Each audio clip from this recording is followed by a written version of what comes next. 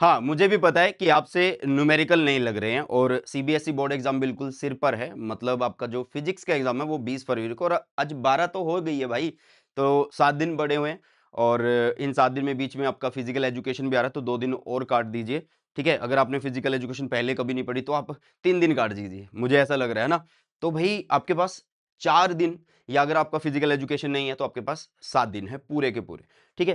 तो अभी आप लोगों की हेल्प के लिए मैं एक वीडियो बना रहा हूँ जिसमें आपको बताऊंगा कि न्यूमेरिकल कैसे सॉल्व कर सकते हैं आप लोग, ठीक है?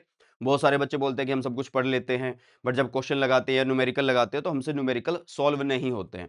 तो इसका कुछ कारण होता है यार, हाँ, मतलब आपने प्रैक्टिस सही से नहीं करी या सही से टॉपिक नहीं पढ़ा, तो कैसे आप न्यूमेरिकल सॉल्व कर सकते हो एक बेस्ट वे में, तो वो मैं आप लोगों को यहाँ पे बताने वाला हूँ। तो इस वीडियो को पूरा जरूर से देख लेना। और बहुत सारे बच्चे कमेंट कर रहे हैं कि सर प्रीवियस ईयर करा दो, वन शॉट दे दो, डेरिवेशन करा दो, न्यूमेरिकल करा दो, सैंपल पेपर करा दो। तो भाई आप लोगों को ज़्यादा दूर भागने की ज़रूरत नहीं है।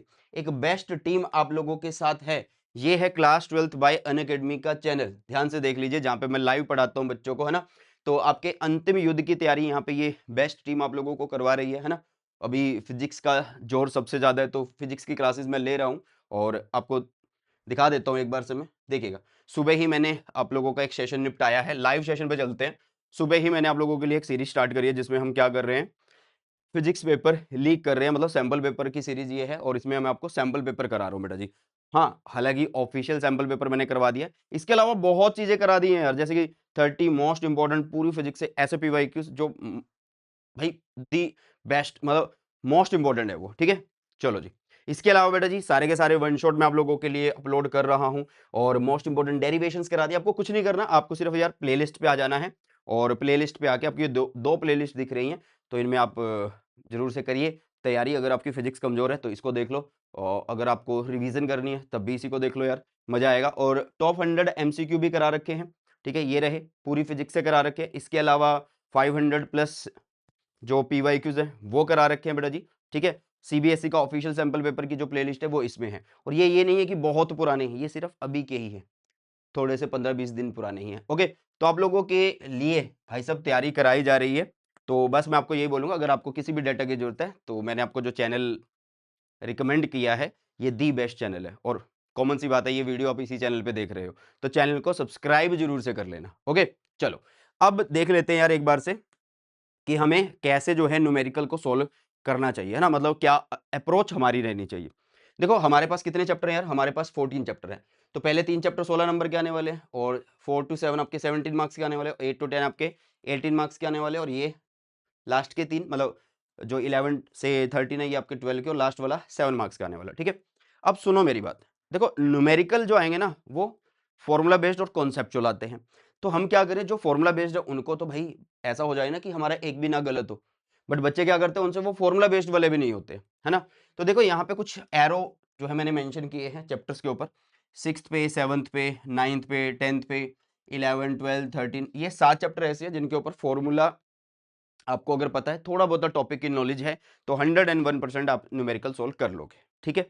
बाकी चैप्टर हैं, उनके ऊपर भी न्यूमेरिकल आते हैं, बट थोड़े कॉन्सेप्ट के ऊपर आते हैं। मतलब पहले आपको कॉन्सेप्ट बिल्कुल डिटेल में सोचना पड़ता है, कॉन्सेप्ट में से कॉन्सेप्ट तोड़ना पड़ता है, फिर आप न्यूमेरिकल सोल्व कर पाते हो। बट ये ऐसे चैप्टर हैं, जो बिल्कुल बस आपको सिर्फ डेफिनेशन, थोड़ी-सी नॉलेज हो टॉपिक की और जस्ट फॉर्मूला बताओ, आपका काम चल जाएगा, ठीक है?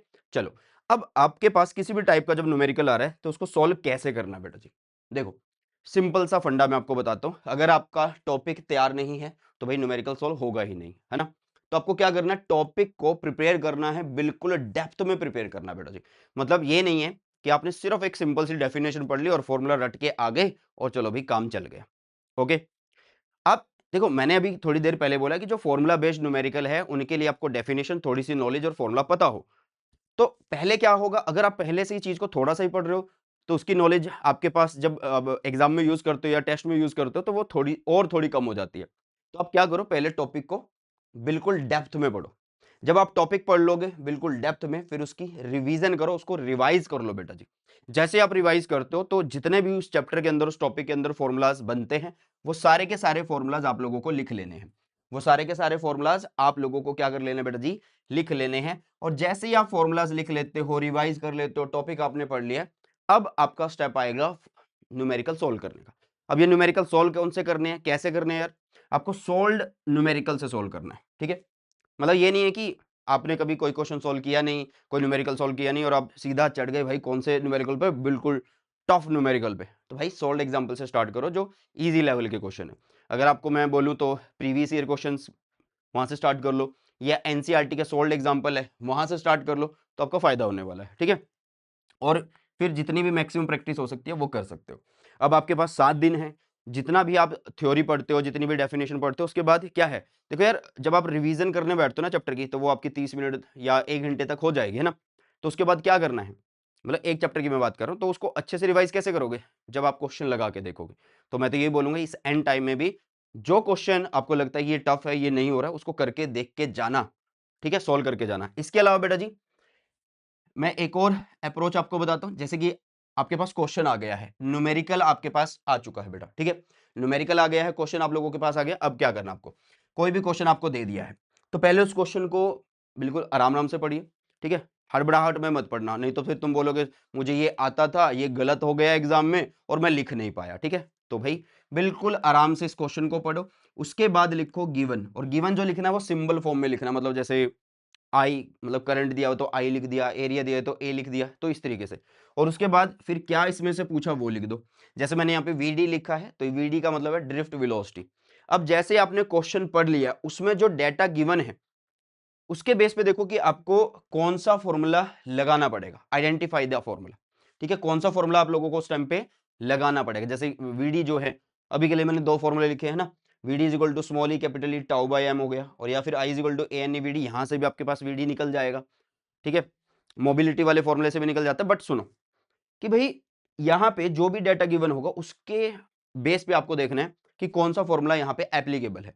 मान लीजिए अगर आपके पास करंट दिया हुआ है, आपके पास एरिया दिया हुआ है, तो समझ जाना कि यार ये वाला फ़ॉर्मूला लग जाएगा। ठीक है? अगर आपके पास रिलैक्सेशन टाइम दे दिया, इलेक्ट्रिक फील्ड दे दिया, तो आप समझ जाना ये वाला फ़ॉर्मूला लग जाएगा। तो ऐसे अगर स्टेप्स फ़ॉलो करोगे बेटा, तो 101% आपका कोई भी न्यूमेरिकल गलत नहीं होगा।